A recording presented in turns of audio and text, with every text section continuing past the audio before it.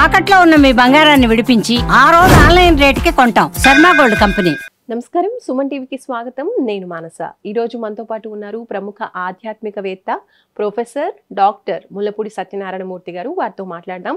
అలాగే జూన్ 15 నుంచి 30 వరకు అంటే పక్ష ఫలితాలు ఏ విధంగా ఉన్నాయి, రాశి ఫలితాలు అనేవి ఏ రాశులకి ఏ విధంగా ఉంటుంది 15 రోజులు అనే విషయాలు తెలుసుకుందాం. గురుగారు నమస్కారం. నమస్కారం మానస. గురుగారు, ముందుగా ఇప్పుడు పక్ష ఫలితాలు తెలుసుకుందాము. అంతకన్నా ముందు ఈ పక్షం అంటే ఈ 15 రోజులు మామూలుగా గ్రహాలు ఏ స్థానాల్లో ఉంటున్నాయి, ఏ గ్రహాల మార్పు వల్ల ఎటువంటి ఫలితాలు అనేవి ఉంటాయనేది ముందుగా తెలుసుకుందాం. జూన్ నెల 2025 సంవత్సరంలో మనకి రాహువు కుంభరాశిలో ఉన్నాడు, కేతువు సింహరాశిలో ఉన్నాడు, కుజుడు కర్కాటక రాశిలో నీచపట్టున్నాడు. ఆయన సింహరాశి ప్రవేశం చేస్తాడు.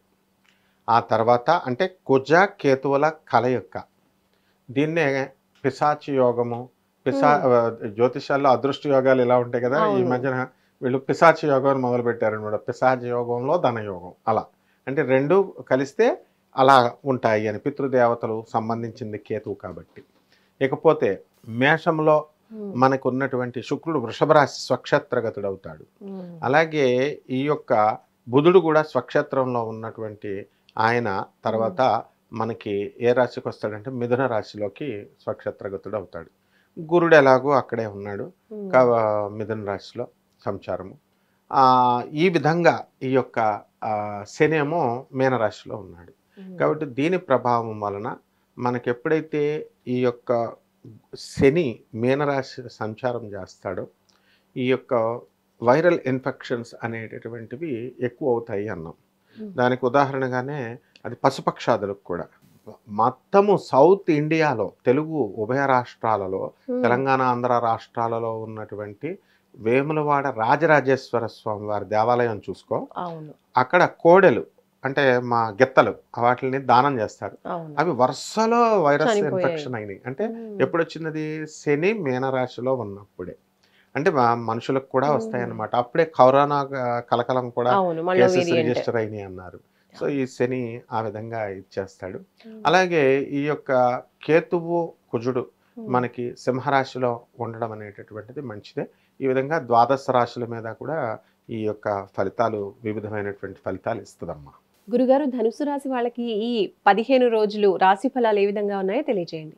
ధనుస్సు రాశి వారికి మనకి అర్ధాష్టమంలో శని నడుస్తున్నాడు కాబట్టి వృత్తి వ్యాపార ఉద్యోగ విషయాల్లో కొంచెం ఒడిదుడుకులుగా ఉంటుంది.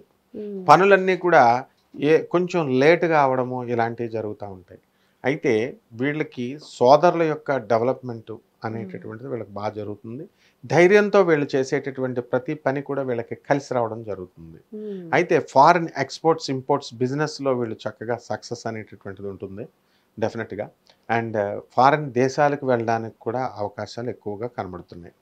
ఈ ధనుసు రాశి వారు పాపం అప్పులు చేసి చాలామంది బిల్డర్స్గా రియల్ ఎస్టేట్ బిజినెస్ల్లో పెట్టుబడులు పెట్టారు.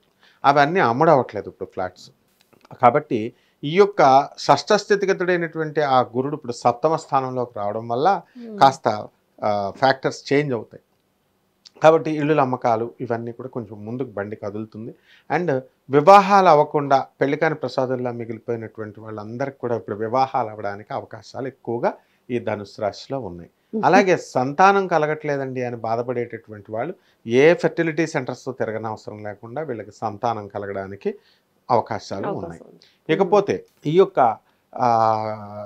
రాజ్య స్థానంలో మనకి ఏమిటంటే ఈ ఎంతో ఒడిదుడుకులు ఇవన్నీ కూడా ఉన్నటువంటివన్నింటిని కూడా ఈ యొక్క గురుగ్రహం అనేటటువంటిది ప్యాసిఫై చేసేస్తుంది. ఈ కుజకేతువులు కూడా మనకి వాళ్ళు సింహరాశిలో ఉండడం కొంచెం పరిస్థితులన్నింటిని కూడా మెరుగుపరచడం అనేటటువంటి జరుగుతాయి. ధనుసు రాశి వాళ్ళ పేరు మీద ఉన్నటువంటి స్థలాలు మంచి రేట్లు తీసుకురావడం జరుగుతాయి. అలాగే వీళ్ళు డ్రగ్స్ అంటే సినిమాలో చూపించే డ్రగ్స్ కాదు, మాదక ద్రవ్యాలు కాదు, మామూలు మెడిసిన్స్లో ఉపయోగించి చేసే పౌడర్, అటువంటి వ్యవహారాలన్నీ కూడా చైనా, జపాన్ ఇలా ఫారిన్ కంట్రీస్కి ఎక్స్పోర్ట్స్ ద్వారా అధికంగా లాభాలు వీళ్ళు ఆర్జిస్తారు. ఇకపోతే సినిమా రంగంలో ఉన్నటువంటి వాళ్ళంతా కూడా మ్యూజికల్ డైరెక్టర్స్ వాళ్ళే కాకుండా టోటల్ టెక్నికల్ స్టాఫ్ అంతా కూడా ఈ కెమెరా మ్యాన్స్ అంతా ప్రొడక్షన్ వింగ్ అందరికీ కూడా ధనుసు రాశిలో ఉన్నటువంటి వాళ్ళందరూ కూడా బ్రహ్మాండంగా వృద్ధిలోకి వస్తారు. అండ్ ఈ ప్రొడక్షన్ వింగ్లో, అలాగే హాస్టల్స్, తర్వాత నెక్స్ట్ ఈ యొక్క పబ్స్, రెస్టారెంట్స్, లిక్విడ్స్ బిజినెస్లు, ఇలాంటి బిజినెస్లు ఈ ధనుస్సు రాశి వారు కనుక చేసుకున్నట్లయితే బాగుంటుంది. అండ్ ఈ ధనుస్సు రాశి వారిలో ఉన్నటువంటి ఎవరైతే ప్రేమ వ్యవహారాల్లో ఉన్నారో అటువంటి వాళ్ళ ప్రేమలు సక్సెస్ అవ్వడానికి అవకాశాలు ఉన్నాయి. అలాగే ఈ లేట్ మ్యారేజెస్ అవుతున్నటువంటి వాళ్ళకు కూడా ఇది మంచి సమయం. వాళ్ళకు కూడా లేట్ మ్యారేజ్ అయినా కూడా లేటెస్ట్గా ఉంటుందన్నమాట. సో వాళ్ళకి ఏం ప్రాబ్లం లేకుండా చక్కగా చేసుకోవడం అనేటటువంటివి జరుగుతాయి. ఇక విద్యార్థుల దగ్గరికి వచ్చేసరికి ఎంత చదివినా మర్చిపోతున్నాము, గుర్తు రావట్లేదండి అని అనుకునే వాళ్ళంతా కూడా వీళ్ళు బ్రహ్మాండంగా చదువుతారు.